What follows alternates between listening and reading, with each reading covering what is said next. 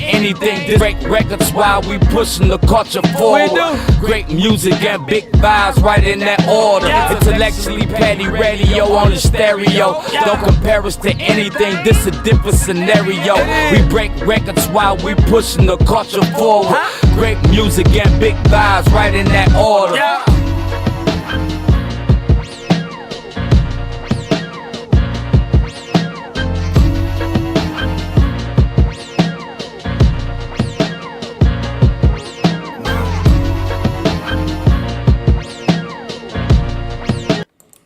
And you are now tuned into another episode of Intellectually Petty Radio, brought to you by M3S3 Clothing. Men make moves and suckers stand still. And as always, on the mighty Nervedjs Radio Network. You already know, man, I only rock with legends. And today is absolutely no exception. We have the queen herself, Miss Lexie Carter, the chairwoman of the Shelby County Democratic Party. And yes, I had to read that because it's a long name. I want to make sure I got that right. How you doing, queen? I'm doing well. Thank you for having me. Oh, it's an honor and a privilege of mine. How's your family doing? Everyone's doing real well. Thank you. I'm glad to hear that. All right. Politics. When did you get started? Actually, around 2002. I think I was washing dishes in my kitchen, and I heard Howard Dean on the in the front, and he was saying some things that really attracted me. I had not long been in Tennessee. Life was quite different here than it is in California. So going through a lot of cultural shock, I just decided it's time to just start doing something about it. So I got involved. So Howard Dean, was it just him, or was it a Democratic policy as opposed to Republican policy also? Well, actually, my dad was the first black city councilman in Richmond, California. And so we, I'd heard politics preach most of my life, but I just never thought I'd get involved. And it was the Democrat platform. Actually, I think the comment he made that struck me was that the people in Mississippi driving around in red pickup trucks ought to think about the way they vote because they need good health insurance too. It was something to that effect that just rang so true to me that I thought this is somebody I could listen to. And so initially, what did you start out doing? Well, actually, let me tell you this little story because this is about that cultural shock. When I first decided I wanted to do something, I looked into the newspaper and I was looking for a Democrat meeting somewhere. Mm-hmm. And I saw one called the Black Democrats meeting, and then I saw another one, the Germantown Democrats meeting, and et cetera. And so I couldn't really reach anybody. I called a number and I got a hold of a young man who has become very dear to me in terms of the things that he taught me about politics, but his name is Derek. And I got a hold of him. I said, well, tell me about this Blacks meeting. I thought it was a person's name or a district or something. I hadn't, and he goes, well, that's the Black People's meeting. And I about dropped to the floor. You've never heard of anything like that. But yeah, they had separate meetings for the Blacks and the whites. So that was the first thing that was just kind of a hurdle for me. Has that changed much? It's changed to a certain degree. It's changed with the I guess the years since then, 20 years of integration, and you have different generation coming up now. So in that way it's changed, but the whole old hats, it's going to be hard change for them. And that, when we get to it, is probably one of the reasons I ran for party chair, just to get the party going in a different direction. Okay. Let me ask you this. What do you love the most about the Democratic Party? And what do you hate the most? I would say the most, I love the basic principles of fairness, equality, the things that we support, a right to choose, It's kind of hard to define it with a straight face right now, because what we thought we had and fought for all seems to be on the table again. But that's why I'm in the fight. But we do need fair wages. We need health care. We need the right to vote. We need women need to be able to choose what happens to her own body. We need sensible gun control.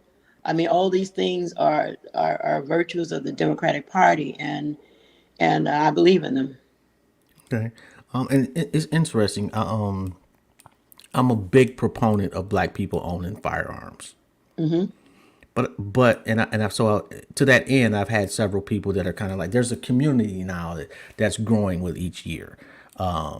They got magazines, they got YouTube channels, they have like celebrities that give like classes and discussions on owning firearms and correctly doing it the right way.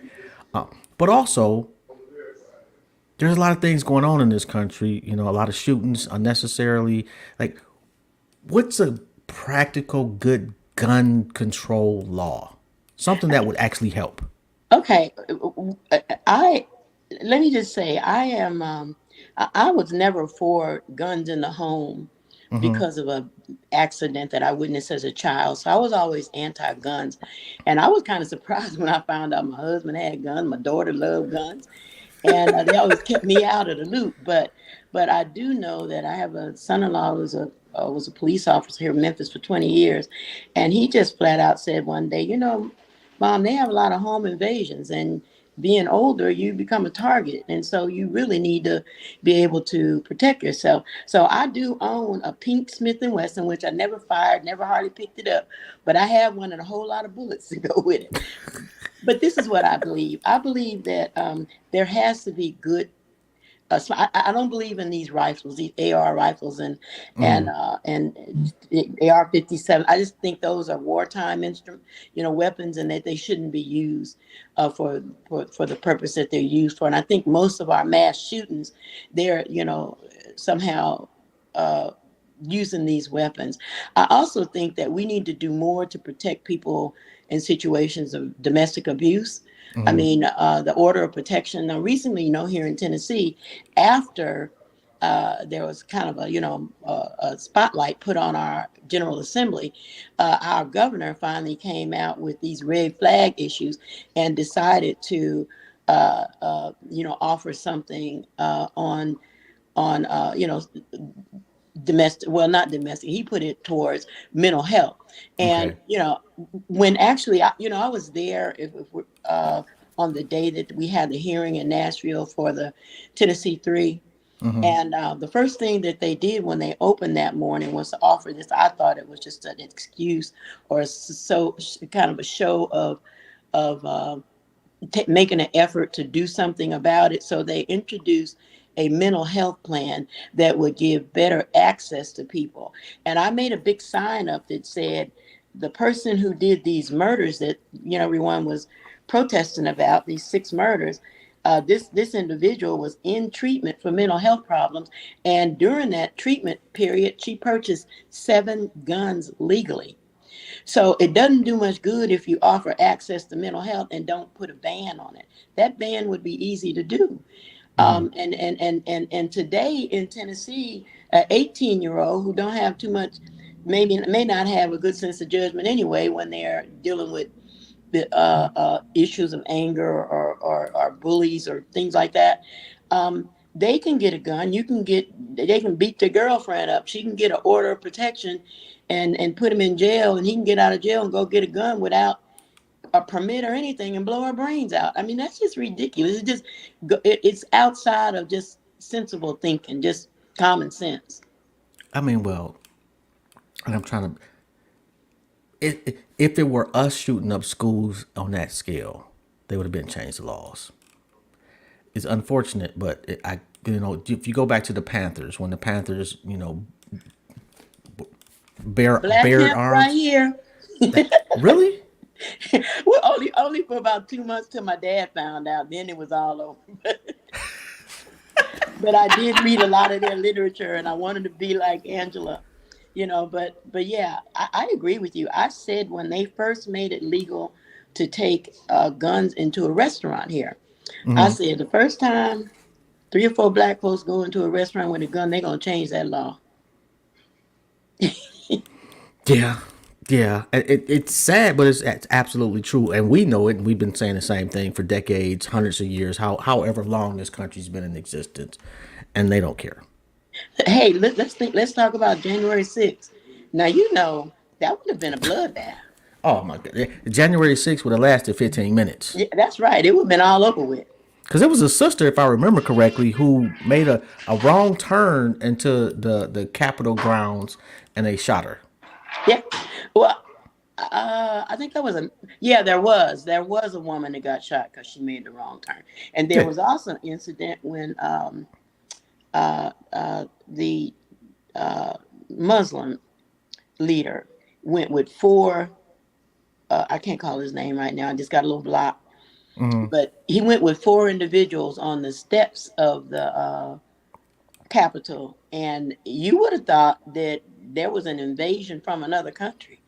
I mean, it was lined with, you know, armed National Guards and police and everything else for four individuals.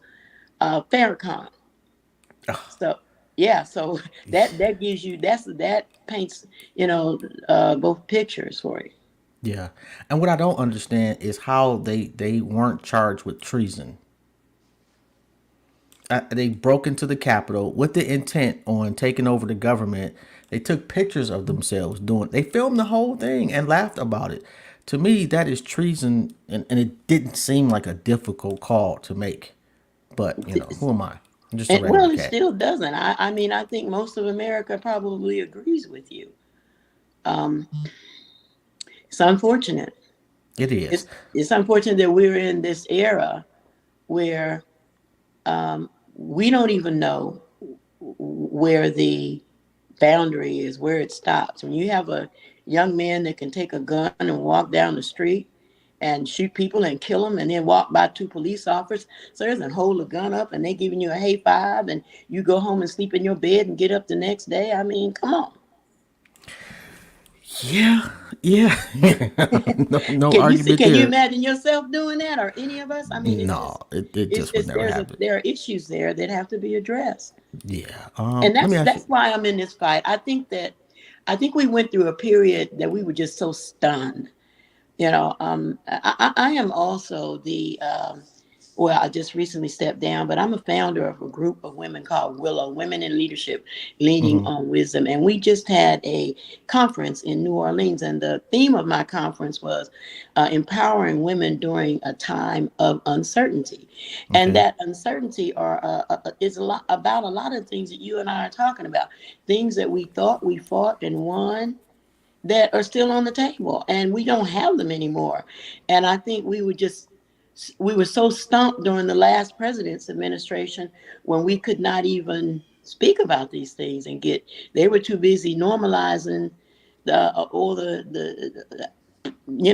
absence of rule of law, and being certain people being above the law and being subjected to all kinds of abuses, emotional, verbal abuses, things that we had never hadn't had to fight for years.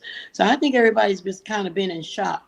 But I'm seeing, I saw some wheels turning Hmm. with the Tennessee Three. I saw some wheels turning, and I was saying I think maybe we starting to realize what woke really means. I'm an independent, and I wasn't always an independent. I Hmm. used to be a Democrat, and to be quite honest, this president in particular, I've kind of lost faith in. Hmm. Am I an outlier, or is that becoming more of the norm? And what can we do to rectify that?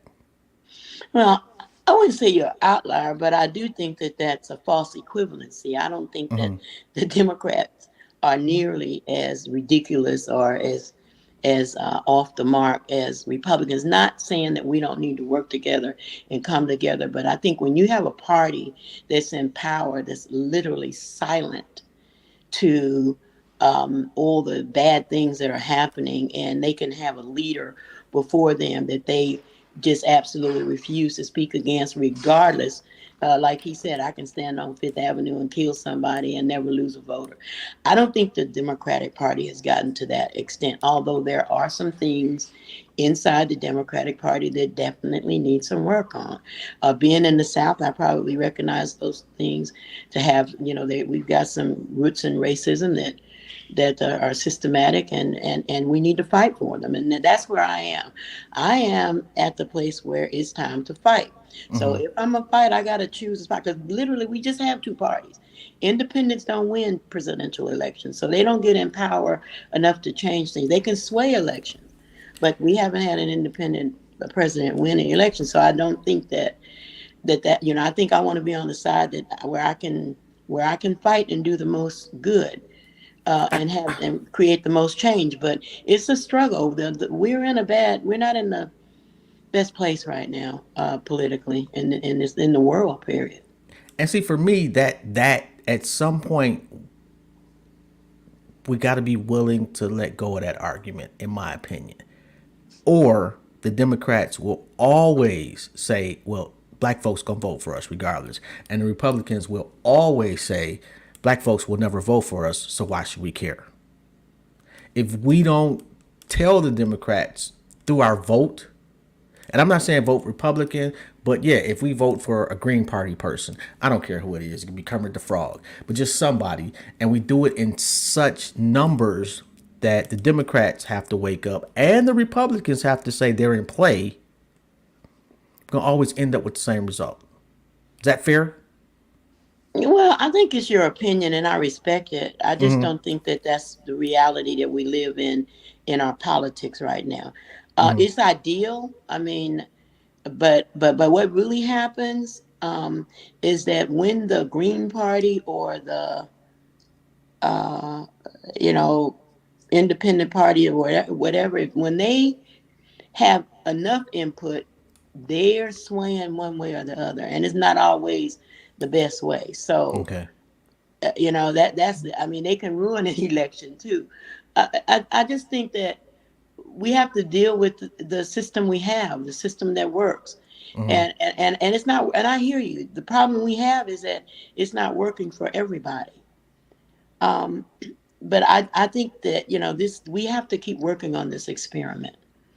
And I think we have to keep fighting for this experiment, because I think we're our best hope. I would agree with that one. Reparations. Will we ever see that? No.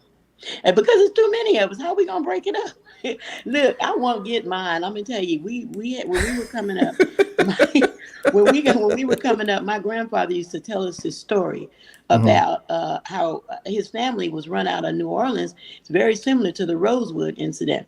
And as kids, we just kind of, Granny, Grandpa, we don't want to hear it. And then I got grown, and in 2008, I did a ancestor research, and I actually found the deeds to the property that he owned, and a lot of information that really proved that the story was true.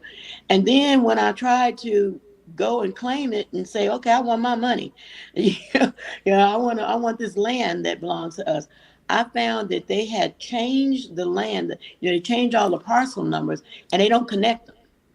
They take everything and ship it to Houston and bury it. And it's very few people that are ever able to track that. So they were real sophisticated in making sure that you could not come back and make those claims from some of the things that were stolen from us and from our ancestors.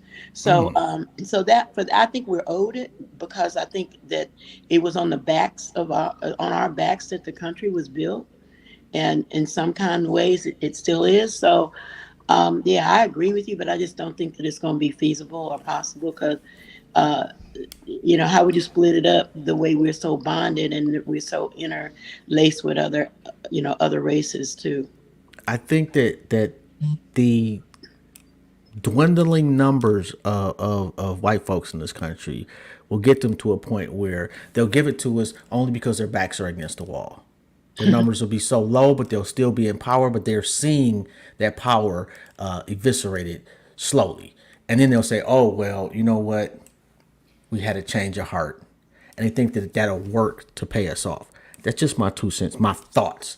I think we're in cases where it can be proven. I think they may. I think we just saw something recently in California. There was a spot, I think, where some That people were beach. able, yeah, they were able Yeah. to go back, and they had done the work. They had been fighting for some years, and they were able, I think in cases like that, I think it will work. But I think that, we're so like, look, I have 11 grandchildren and 8 great grands.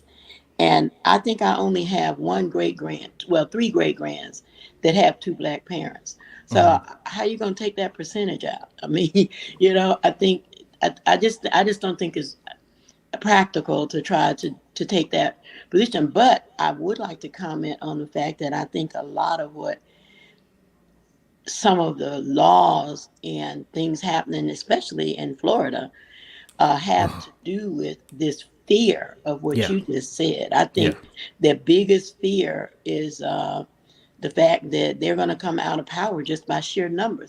Yeah. And I tell you, in some places in California, they haven't had that power for a while. I don't know if you remember this, but during Bush 2, during his presidency, there was a time that Latinos got together and decided that they didn't like, he had planned, put buses on the streets, and he was going to have this mass deportation.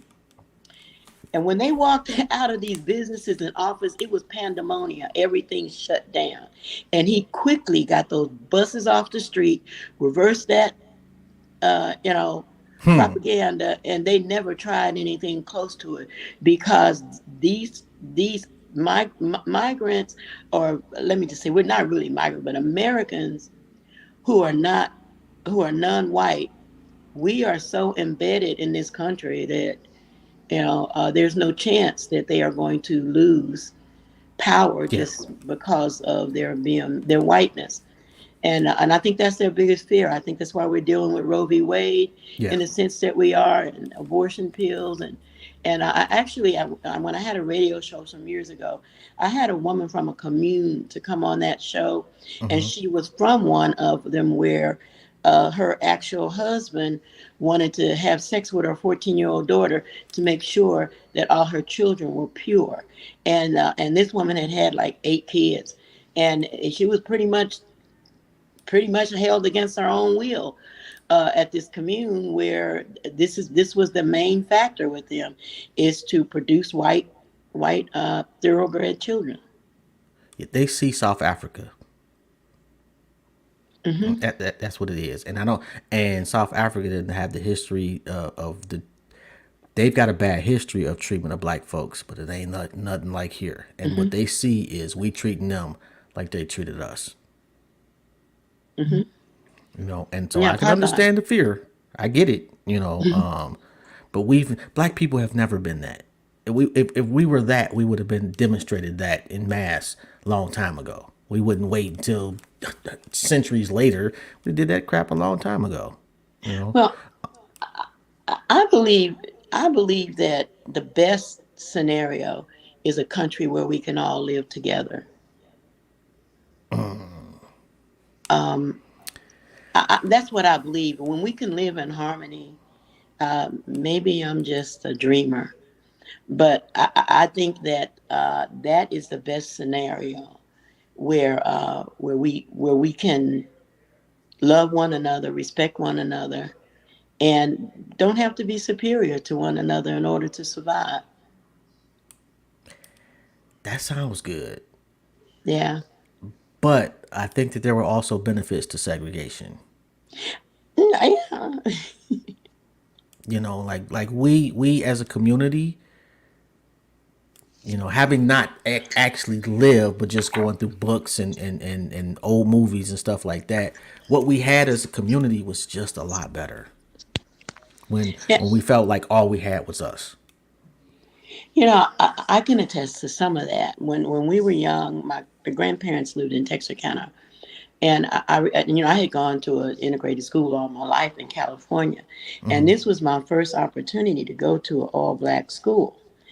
And I could not, I always played instruments, and I was in a band, and I, spoke foreign language, and I was pretty good at it.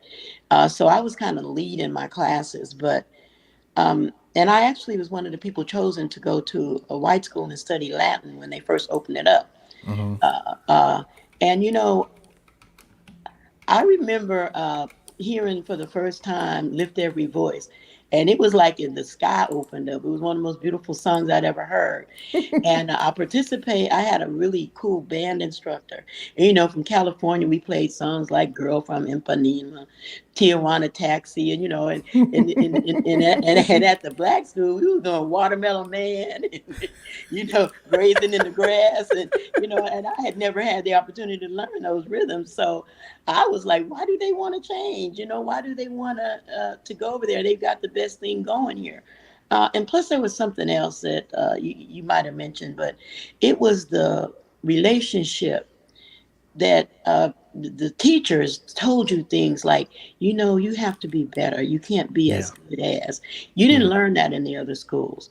And there was a way you connected with them because of the just being black, just because Yeah. of the culture, a Yeah. natural culture, not a more, not less, a subculture, but a natural culture that they had in the schools that I had not been exposed to. So I didn't understand it, but as I got older, I could understand the lack of, air conditioners in the school, current books. Equipment, materials, doors on the toilets. I mean, there are things that they were lacking and they needed help with. But the heart of it, I agree with you. You have to wonder um, if we could have that inside of the integration. It would. I don't know how to put it, but I just know that that's how I felt about it at that time. Which, interestingly, to be quite honest, like even though legally we are integrated, like physically we still segregated to a large extent. Well, we Just are now for sure. yeah. I have to move a little bit, but yeah, we are That's now okay. for certain. Let me ask you this: the Tennessee Three. Did you know about the demonstration prior to, or was that something that you found out afterwards? No, I don't think anybody knew about the demonstration.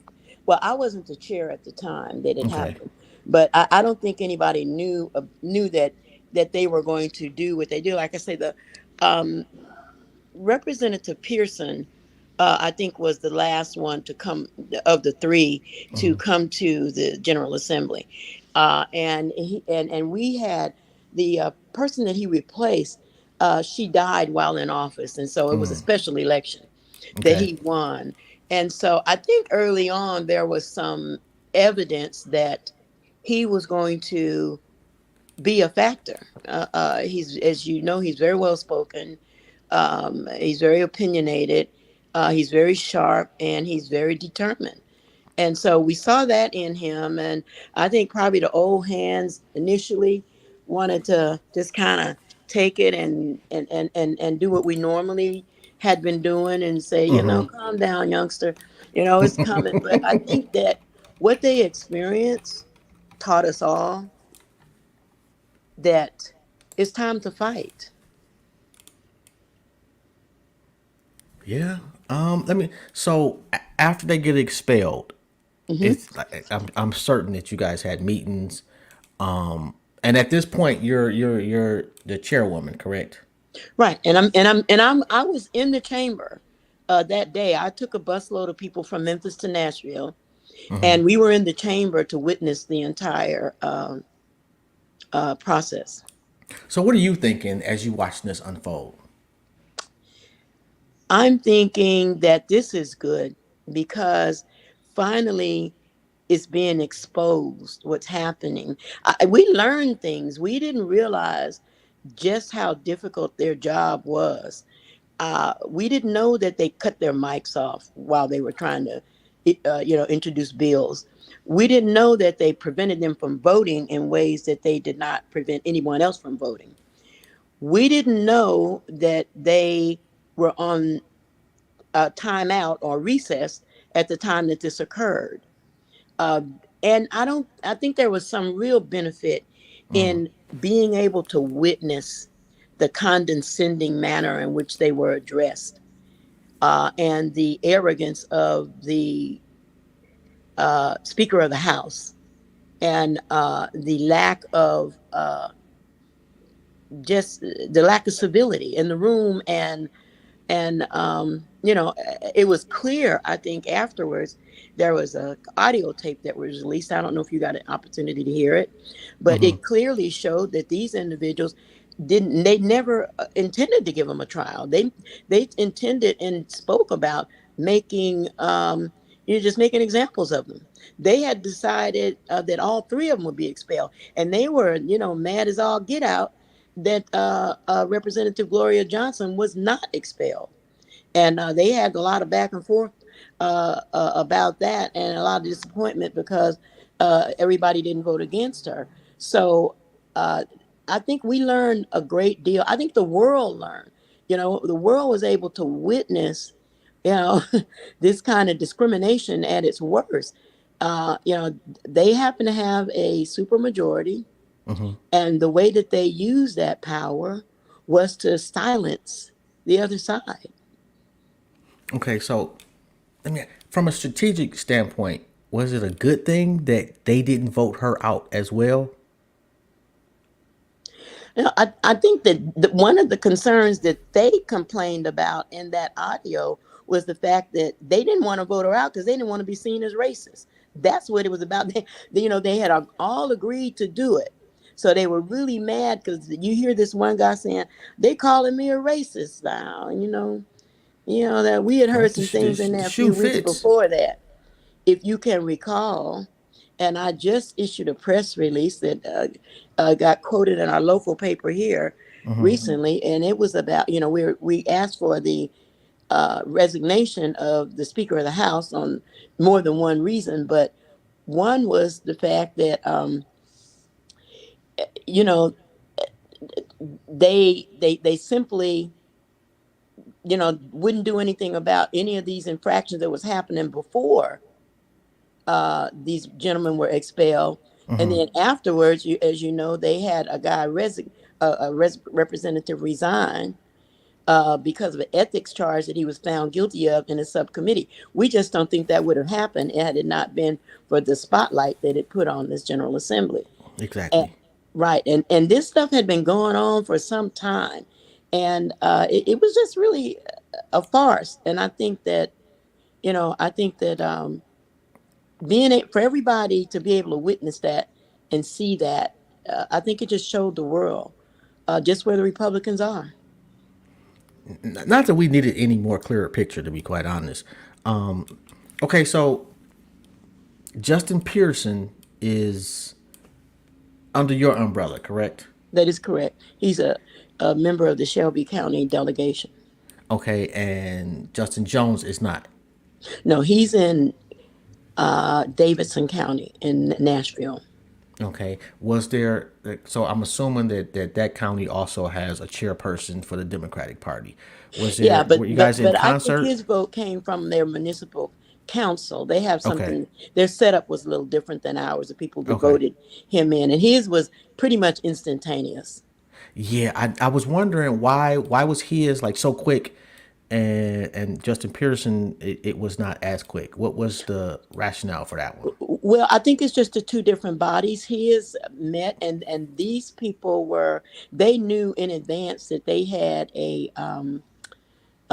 that they were all going to. It wasn't, it was they all were going to vote the same way, Okay. and ours was done by a body of commissioners, Correct. and we have 13 districts, and I think we got a super commission district, but I think it's 8 to 5 or something like that.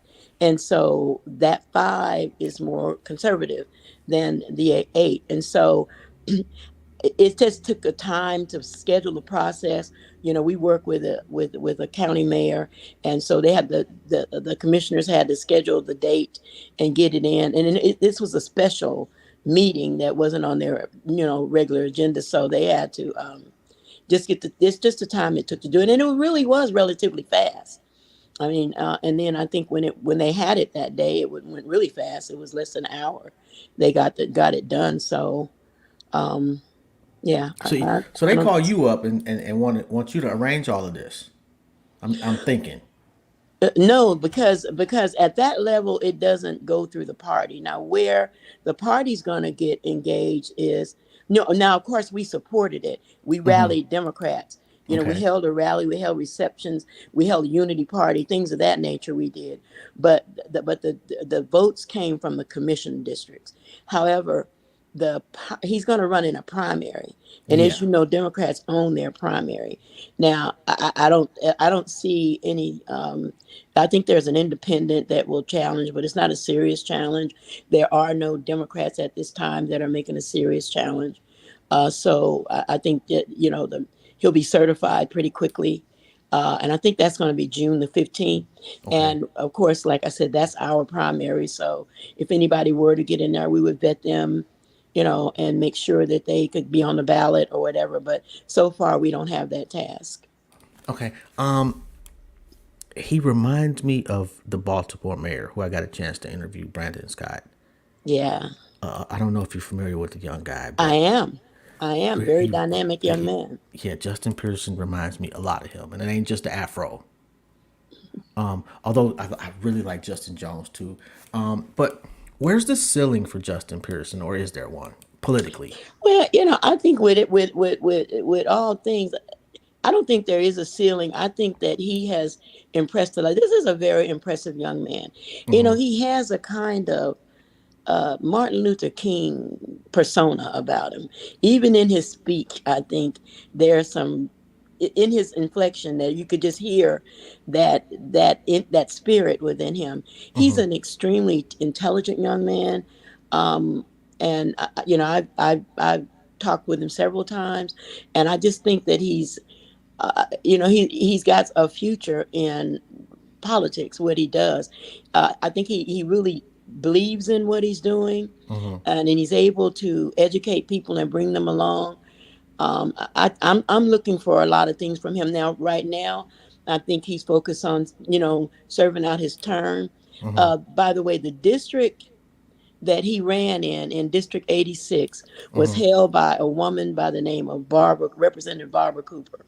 Okay. I knew her very well, and she was elderly when she died in office. And what I like to tell people is that she told me about when she very first got involved in politics in 1952. And she could recall everything that happened in that year. What's unique to me is that that's the year I was born, and I'm 71 years old. So this lady was sharp to the end, and she died in that seat. But one of the things that I told people was if she was on a respirator, she would survive, and she was dead and was still reelected to that position. So the people in that district are some of the most loyal in the state. And so they're going to be behind this young man. They're going to promote him and help him and support him in any way that they can, as is the rest of the state. And all of our representatives. We have several legislators up there, young people that are up there fighting for us, and some of them have been around for a while. And they're all, they're none of them are throwing their hats in. They're constantly there trying to figure out ways to improve our life and make our life better. We make up the majority in this county. Now you mentioned vetting potential candidates. What's that process like? I've heard that a lot, but I have no idea what that really means. Say again, what do you mean? When you vet somebody for, Oh like, yeah, when you vet them, vet means to verify their qualifications. Is to do a background check. It okay. means to just to verify who they are, what they've done, background, resume. Just vet them and make sure that they're legitimate. And I'm assuming there are levels of vetting relative to the office you're running for. Like city council, the vetting is probably not as much as a senator. Yeah, and I think that all of these have different different criteria when you apply for them, the jobs. And usually we're big, but we're a small community because everybody knows everybody. But if you have somebody come in and it's like you ain't from around here, you can believe that these reporters are going to be on it. They're going to verify your education and all the things that you put out there. So I think that that's just kind of that process. And then we have in the Democratic Party what we call a primary board. And, like I said, Democrats own their primaries. You don't run in a primary unless we authorize it. So the primary board's main function is to vet candidates. Many times we have people from the other side that want to run as Democrats because that's how they get voted, because the Democrats are the majority of the voters. And Okay. so if they don't meet the criteria as a bona fide Democrat, well, they can't get on our ballot, and we control that.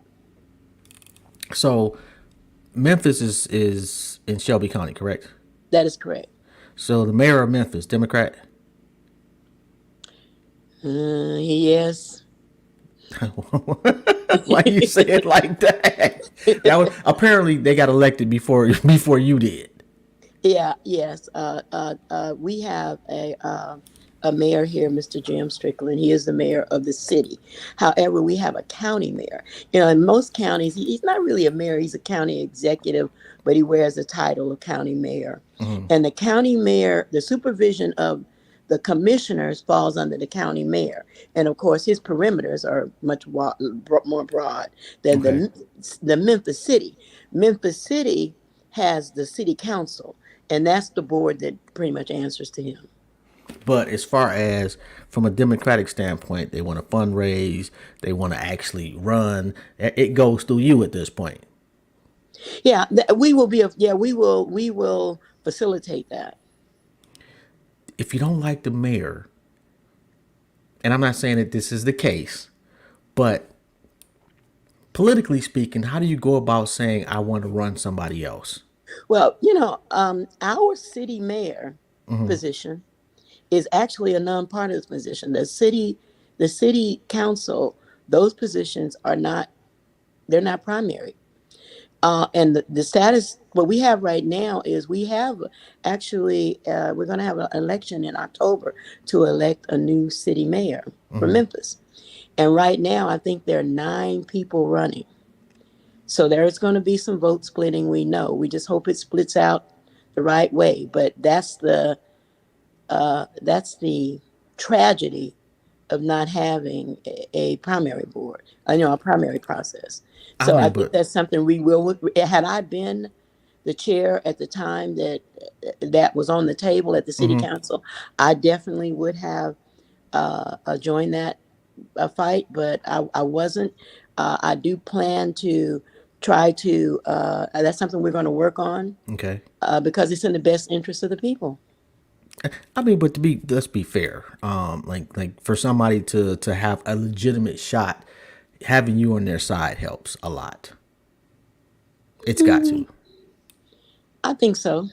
I would think so too. Do you have any aspirations politically for any office yourself? I don't. Actually, I think I told you my first love of any organization is Willow, and that's a women's group that Yeah.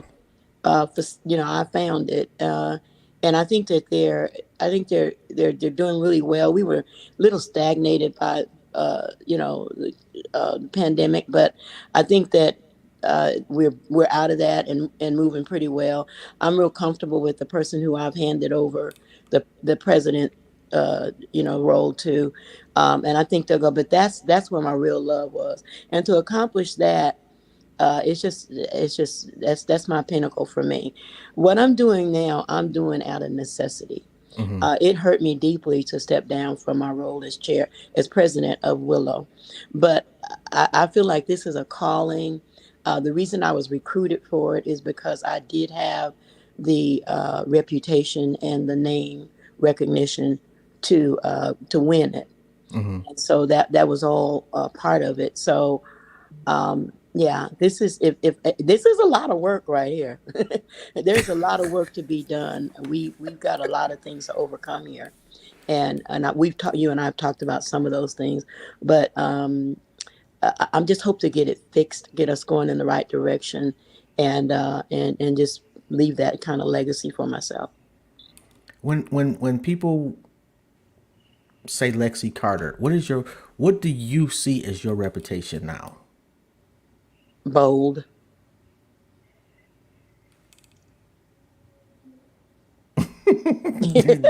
In a nutshell, huh? Yeah, yeah. I mean, I don't owe anybody anything, so I speak my mind, whether it's to the mayor or to anybody. I speak my mind. If I see wrong, I don't. This is a right to work state, and just let me tell you, I don't know if where you are is, but Oh, I'm sorry. I'm not sure what happened, but it just cut off.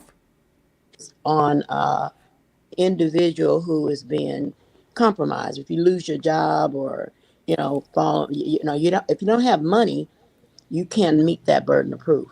And so that really has a lot to do when you can have somebody's, you know, if you can hold that in your hand, you know, you can get people to do a lot of things. People will silence. They will be quiet because they need to be able to take care of their families. So people are not outspoken. You hear people whispering in the background and things. But my money doesn't come from any sources where it can be taken away. So I can speak openly, um, and honestly, and I think that's another thing that plus I've got a pretty unique ability to raise money because the people who are willing to spend money trust me to raise money and see that that money is put to good use.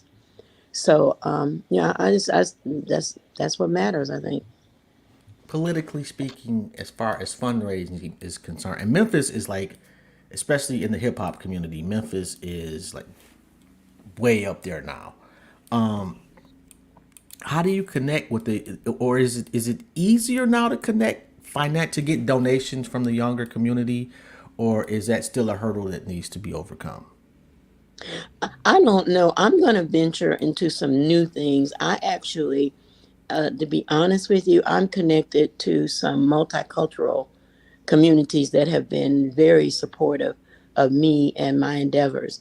So I'm able to raise a lot of money through their sources, but I am trying to tap into new sources as we move forward for the Democratic Party.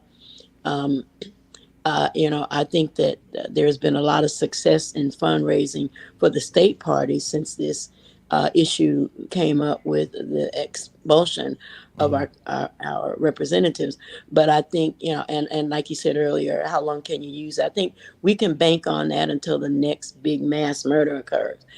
Because now that there's been some resolution to the expulsions, because they're back in, that won't be an issue.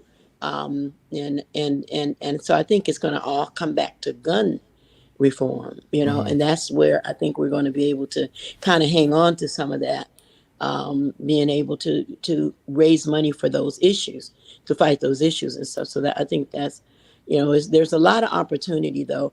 I haven't had a lot of, I'm just now really bringing a lot of young people in the fold. I work with young people along the way, but now I'm leading some young people, and I just picked my steering committee, and I do have, I think, mostly young people that are going to be coming in, and I hope we can mentor them and and tone them down some. Um, I think you can say anything you want to say to somebody, and say it with respect. And that's what I really loved about the hearings that I witnessed in Tennessee, that those young men did Yeah, exactly that. yeah, And so I think that when we can master that, I think our message becomes a little clearer. yeah. Because I saw a clip of actually Justin Jones, and I think he had the like in the professional world, when you have to email people and you pissed off at those people, there's a certain way you can go about letting them know, hey, per our last email.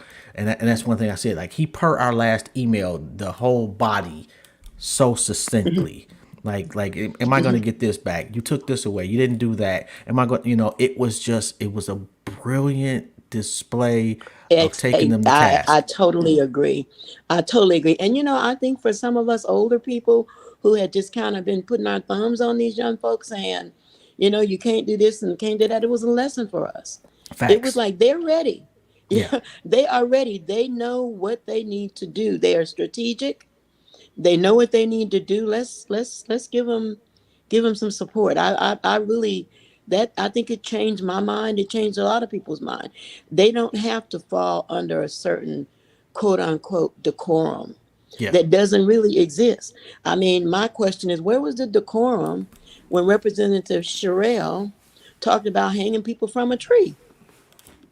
Exactly. And where was the decorum there? There's a false sense of decorum, and those Yes. young people recognize it.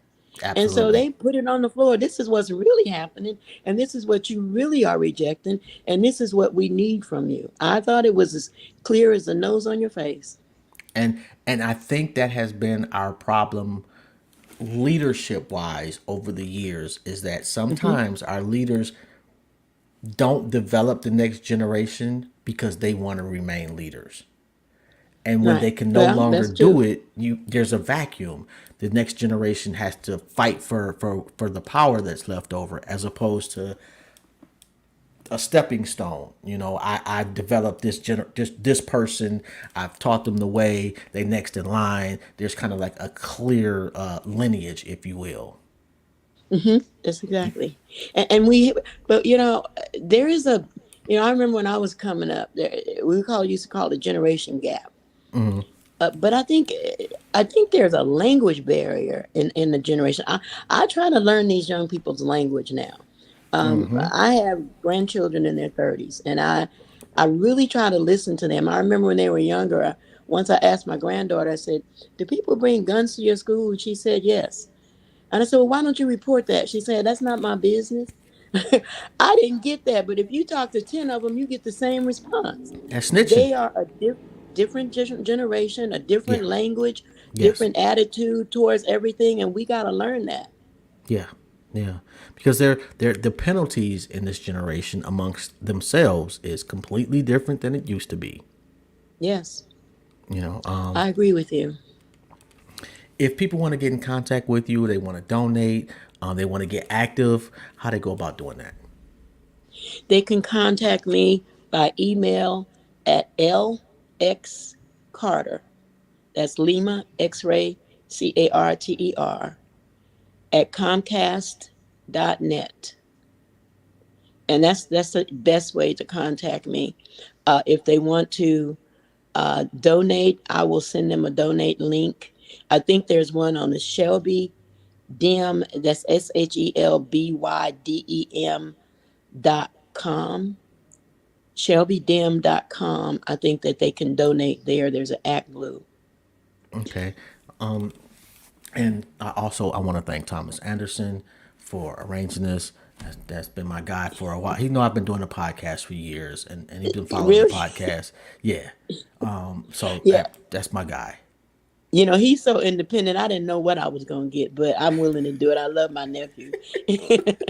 Well, he told me, like I can be colorful with my language. He was like, "Bruh, don't do that. Yeah, No, he's no, good people. no problems." He gave me the ground rules, and it's not really, too much that I had to alter because I pretty much I try to give our people a platform to be honest, and I try to put them in the most favorable light possible. Thank you. Yeah, I appreciate that. Thank you so much. I've enjoyed this. Well, thank you. And if there is anything I can ever possibly do for you, y'all having an election, you need somebody, on the air, get some practice. I don't know if there's anything I can possibly do. Please don't hesitate. This has been definitely a memory for myself. Thank you so much. I appreciate it. Thank you, and you have a great day. You do as well. All right, yo, that was really dope. Yo, that was really dope. So salute to Miss Lexie Carter, the chairwoman of the Shelby County Democratic Party. You already know, man. your talent that will get you on the show, but it's your story that makes you stand out. And she had one heck of a story. Salute to that queen. Salute to the Justins, the Tennessee Three, if you will. The Justins and the other lady. I can't remember her name. Respectfully. Anyway, again, man, man, we sponsored by MS. Y'all already know, man. M3S3. I was about to butcher that and say something else. I don't know why. M3S3 clothing, man. Men make moves and suckers stand still. And if you're in Miami this weekend, it is going down. Please tap into them on Instagram, on Facebook, M3S3 clothing. It is going down. They got the 3-on-3 basketball tournament. They got rap battles. Shout out to No Studio in. Shout out to Geechee Gotti, Eli the Mayor, the whole family over there, man. Don't forget to tap in. It's a whole weekend. They got a dunk contest. They got a 3-point shooting contest. They got everything you could ask for. Entertainment personified. Shout out to the family, man. On that note, this is Jobs. This has been another episode of Intellectually Petty Radio, and I'm out.